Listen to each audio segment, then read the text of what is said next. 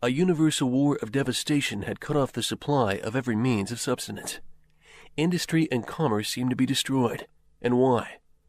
Because there is too much civilization, too much means of subsistence, too much industry, too much commerce. The productive forces at the disposal of society no longer tend to further the development of the conditions of bourgeois property. On the contrary, they have become too powerful for these conditions, and so soon as they overcome these fetters, they bring disorder into the whole of bourgeois society, endanger the existence of bourgeois property. The conditions of the bourgeois society are too narrow to compromise the wealth created by them. And how does the bourgeois get over these crises? On the one hand, enforced destruction of a mass of productive forces. On the other, by the conquest of new markets, and by the more thorough exploitation of the old ones. That is to say, by paving the way for more extensive and more destructive crises, and by diminishing the means whereby crises are prevented. The weapons with which the bourgeoisie felled feudalism to the ground are now turned against the bourgeoisie itself. But not only has the bourgeoisie forged the weapons that bring death to itself, it has also called into existence the men who are to wield those weapons, the modern working class, the proletarians. In proportion as the bourgeoisie, i.e. capital, is developed, in the same proportion is the proletariat, the modern working class, developed.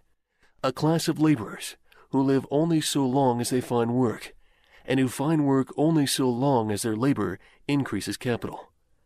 These laborers, who must sell themselves piecemeal, are a commodity, like every other article of commerce, and are consequently exposed to all the vicissitudes of competition, to all the fluctuations of the market. Owing to the extensive use of machinery and to division of labor, the work of the proletarians has lost all individual character, and consequently all charm for the workman. He becomes an appendage of the machine, and it is only the most simple, most monotonous, and most easily acquired knack that is required of him. Hence the cost of production of a workman is restricted almost entirely to the means of subsistence that he requires for his maintenance and for the propagation of his race. But the price of a commodity, and therefore also of labor, is equal to its cost of production.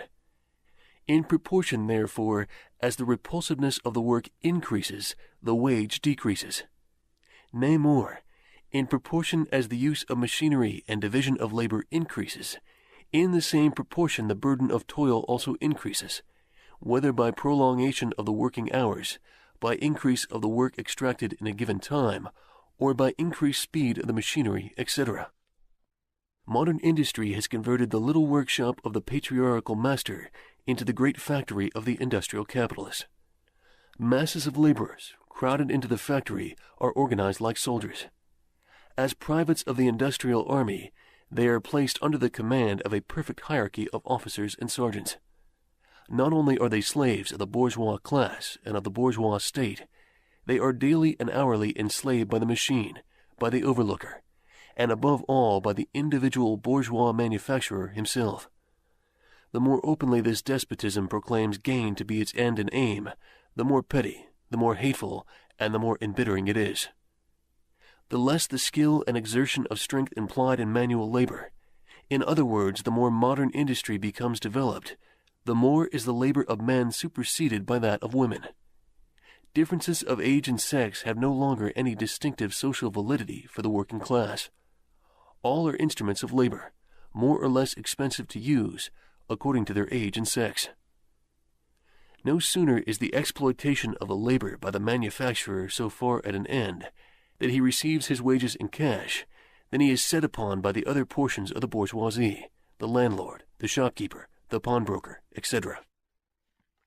The lower strata of the middle class, the small tradespeople, shopkeepers, retired tradesmen generally, the handicraftsmen and peasants, all these sink gradually into the proletariat, partly because their diminutive capital does not suffice for the scale on which modern industry is carried on, and is swamped in the competition with the large capitalists, partly because their specialized skill is rendered worthless by the new methods of production.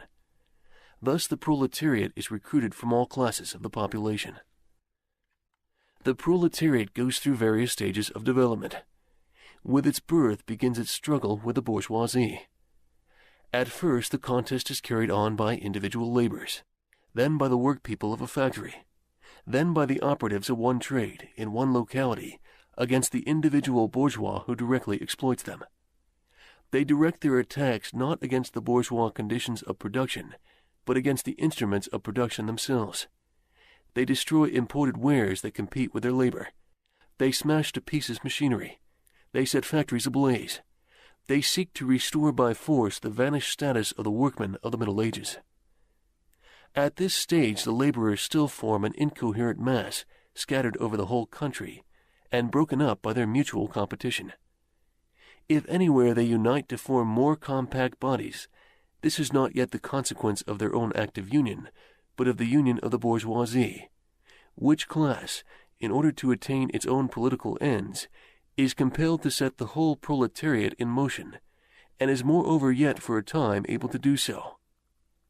At this stage, therefore, the proletarians do not fight their enemies, but the enemies of their enemies, the remnants of absolute monarchy, the landowners, the non-industrial bourgeois, the petty bourgeoisie. Thus the whole historical movement is concentrated in the hands of the bourgeoisie. Every victory so obtained is a victory for the bourgeoisie. But with the development of industry, the proletariat not only increases in number, it becomes concentrated into greater masses. Its strength grows, and it feels that strength more. The various interests and conditions of life within the ranks of the proletariat are more and more equalized in proportion as machinery obliterates all distinctions of labor, and nearly everywhere reduces wages to the same low level. The growing competition among the bourgeois and the resulting commercial crises make the wages of the workers even more fluctuating. The unceasing improvement of machinery, ever more rapidly developing, makes their livelihood more and more precarious. The collisions between individual workmen and individual bourgeois take more and more the character of collisions between two classes.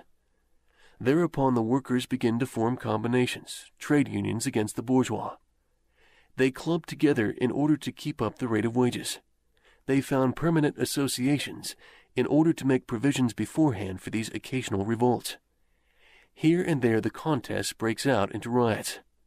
Now and then the workers are victorious, but only for a time. The real fruit of their battles lies not in the immediate result, but in the ever-expanding union of the workers. This union is helped on by the improved means of communication that are created by modern industry, and that place the workers of different localities in contact with one another.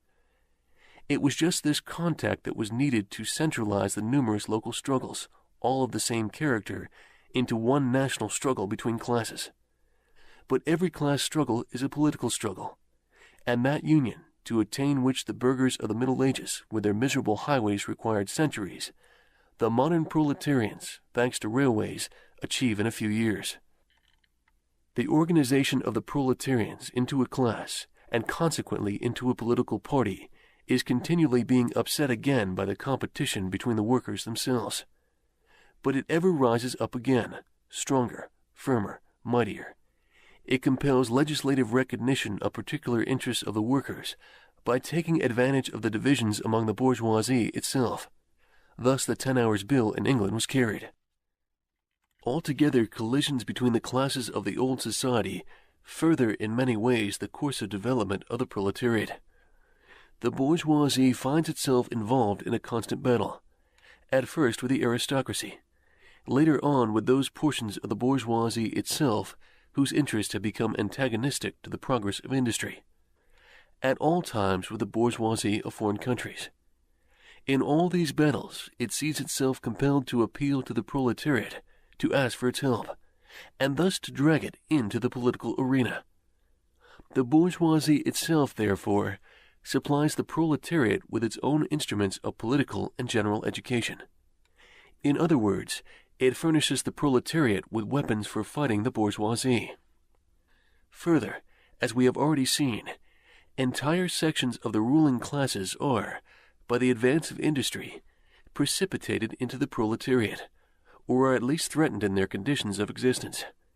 These also supply the proletariat with fresh elements of enlightenment and progress.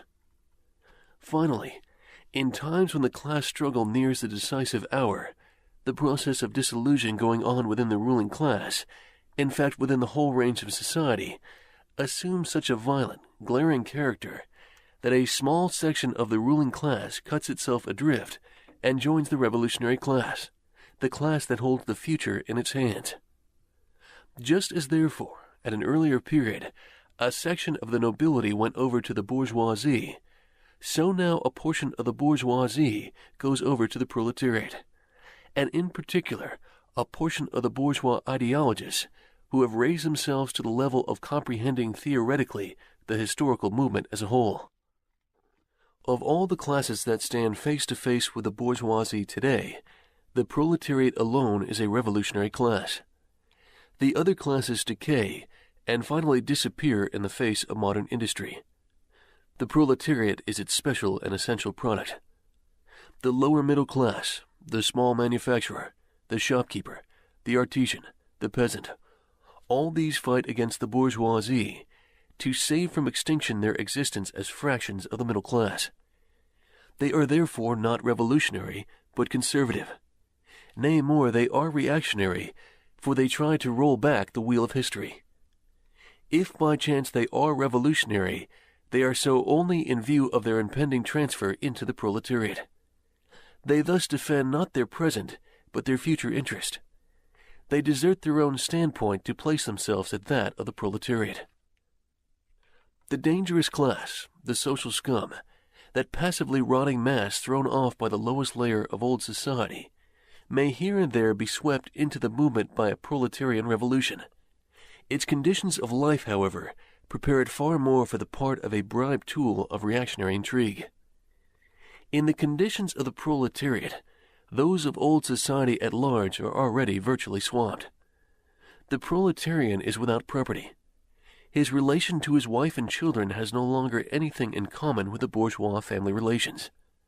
Modern industrial labor, modern subjection to capital, the same in England as in France, in America as in Germany, has stripped him of every trace of national character.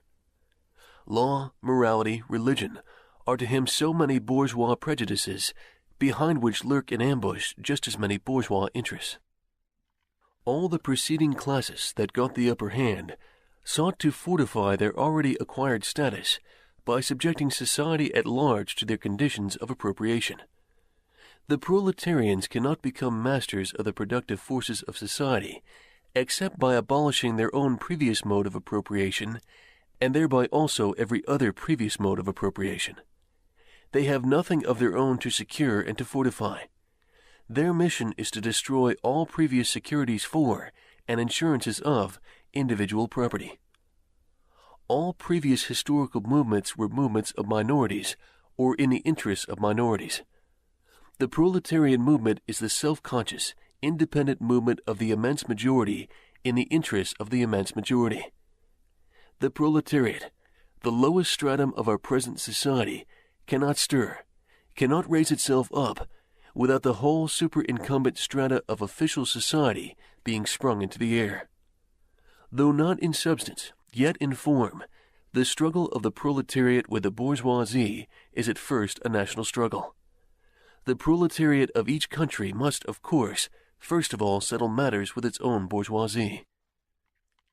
In depicting the most general phases of the development of the proletariat, we trace the more or less veiled civil war raging within existing society up to the point where that war breaks out into open revolution, and where the violent overthrow of the bourgeoisie lays the foundations for the sway of the proletariat.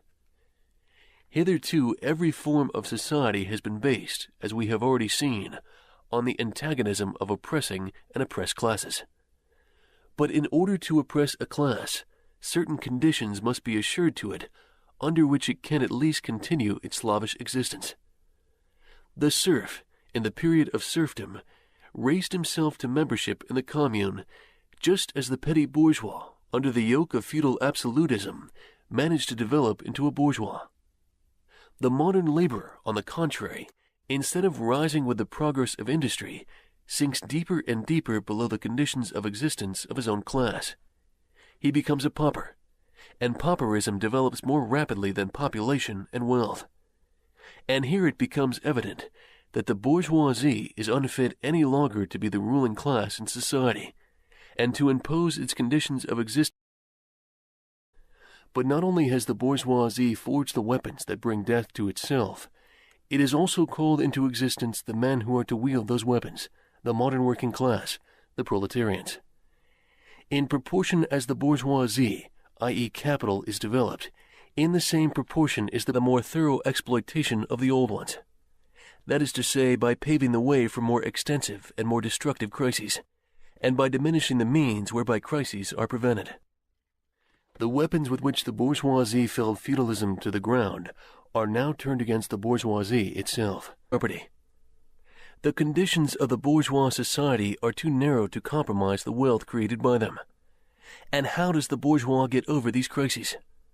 On the one hand, enforced destruction of a mass of productive forces. On the other, by the conquest of new markets, and by a universal war of devastation had cut off the supply of every means of subsistence. Industry and commerce seem to be destroyed. And why? Because there is too much civilization, too much means of subsistence, too much industry, too much commerce.